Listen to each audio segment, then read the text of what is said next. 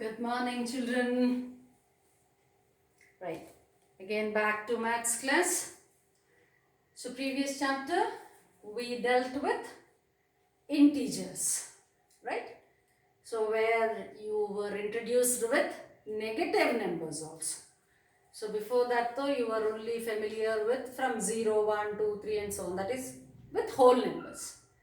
Then this year we are introduced, that means you are introduced with negative numbers also, where integers they extend to minus infinity on the negative side and plus infinity onto the positive side, as well as I said infinity is not a number, but infinity is the one which says us that we cannot determine the value or we cannot find the value of it, right? So now the next part is fractions, decimals and rational numbers is our chapter. Okay, there are three parts in this: fractions part, decimals part and rational numbers part. So now first we shall look at fractions part. Fraction, already in your earlier classes you have learned what fraction is, right? So here are a few examples. Just I want to see how much you remember it. Okay, right, so let me share this one. Okay, right, let me share this part. Let me share this part. And let me share this. Now come on, quickly say how you can write as fractions of all this. This is 1 divided by 2. And this is 1 divided by 2. Absolutely wrong. Now you will ask me now, why ma'am? See, here we have a whole, means a complete thing, like a square. Square is, it is one square. You are considering the whole square here, complete square, which is divided into two equal halves. See, it is divided along the diagonal. We call this as a diagonal, which line which passes through opposite corners. Okay, and this line divides this square into two equal halves. So therefore, when I say what is the fraction of the shaded region, 1 is shaded out of 2.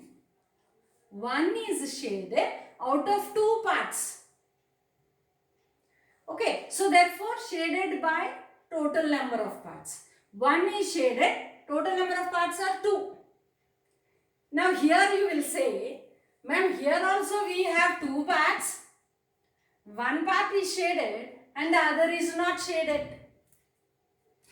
Observe one thing here. These two are not two equal halves. That is where the logic lies. When can you use fraction? You can use fraction only when whatever the number you are using in the denominator should be number of equal parts. Number of equal parts. See, here this is not of equal. These two are not equal parts. See, this is a smaller part when compared to this. So this line is not dividing this flower into two equal parts. Clear? So therefore, we will not write it as 1 by 2. It's absolutely wrong. So keep in your mind, always, whenever you define a fraction, you have to say that the whole thing should be divided into equal parts. Should be divided into equal parts. Then only you will talk about how many parts are shaded or how many parts are not shaded, depending on the question. The question can also be something like how many parts are not shaded. Right? What is the fraction of unshaded region? It's very common that you people will be looking only at the problem in your textbook, where always he will be giving you what is the fraction of shaded parts. Why shaded parts? Why can't we find unshaded part fraction? You can also find unshaded part. Right, now come here. What is the fraction of unshaded parts? 1, 2, 2 by 3? No, no, you can't write it as 2 by 3 as unshaded. Unshaded 2 by 3 is wrong. Even shaded 1 by 3 is also wrong. Why? Why? Because these three parts are not equal parts. These three are not equal. Thus, the basic rule here is violated. Whenever you are taking fraction, you have to keep in mind that the whole thing should be divided into equal parts. So here, this is not divided into equal. You have a larger part here and two other equal halves of the remaining half. Okay, thus you can't write it as 1 by 3 as a shaded fraction and 2 by 3 as unshaded fraction. Absolutely wrong.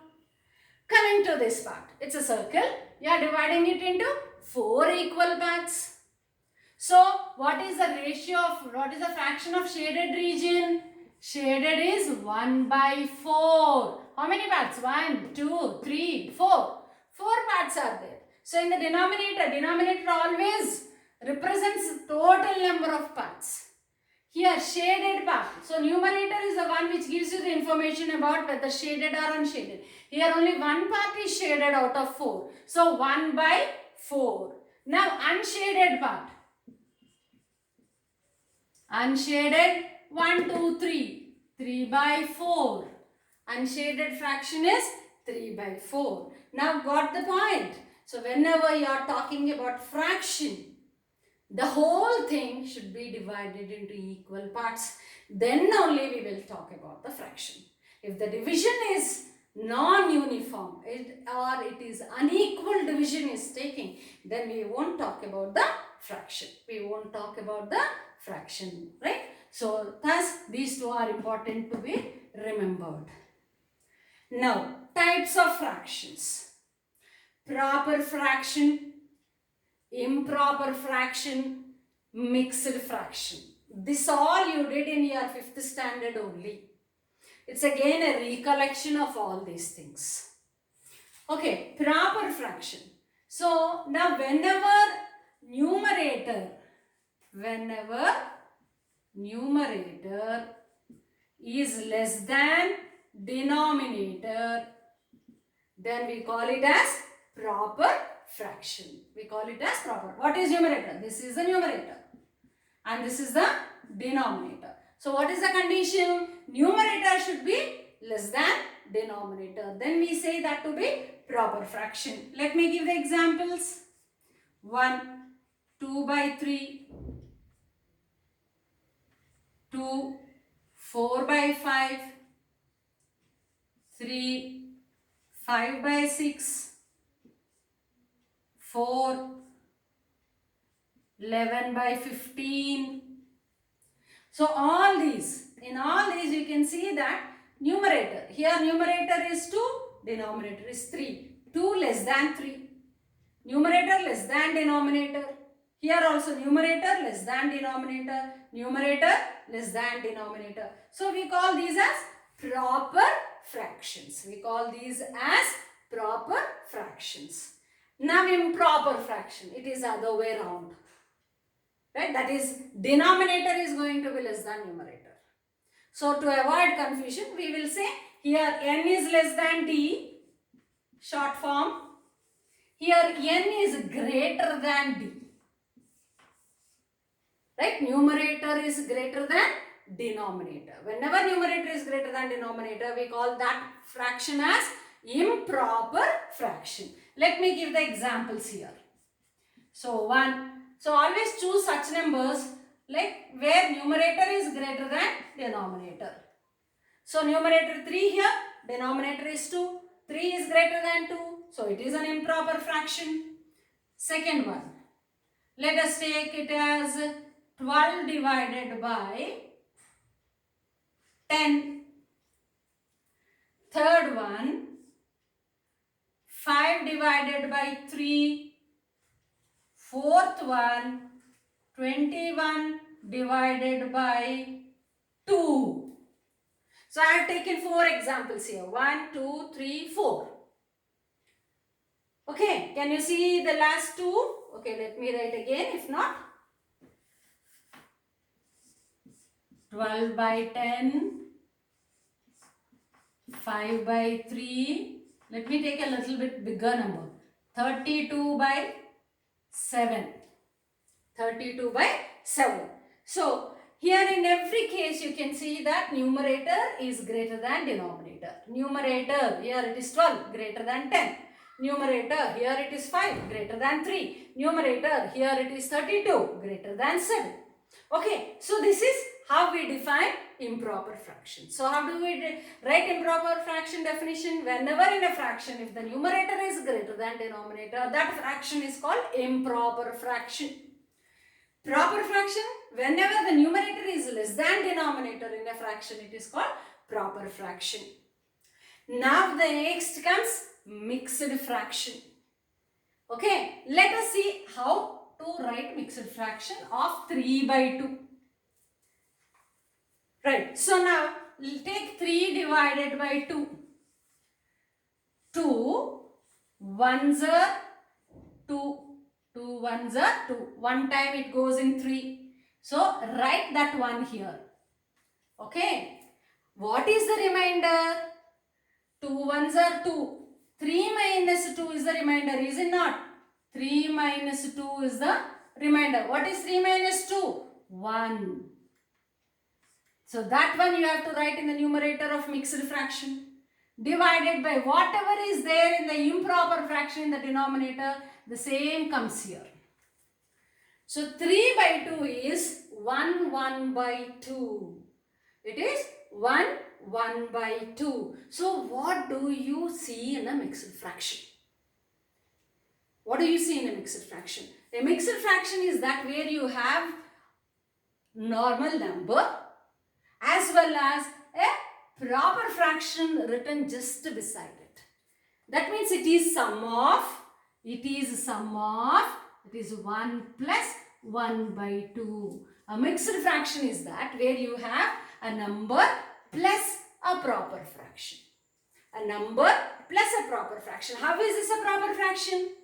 Because numerator is less than denominator. So this is a number. A number plus a proper fraction. An integer plus a proper fraction. Did you get this one? So this is how we say, that is why the name mixed. It is mixed.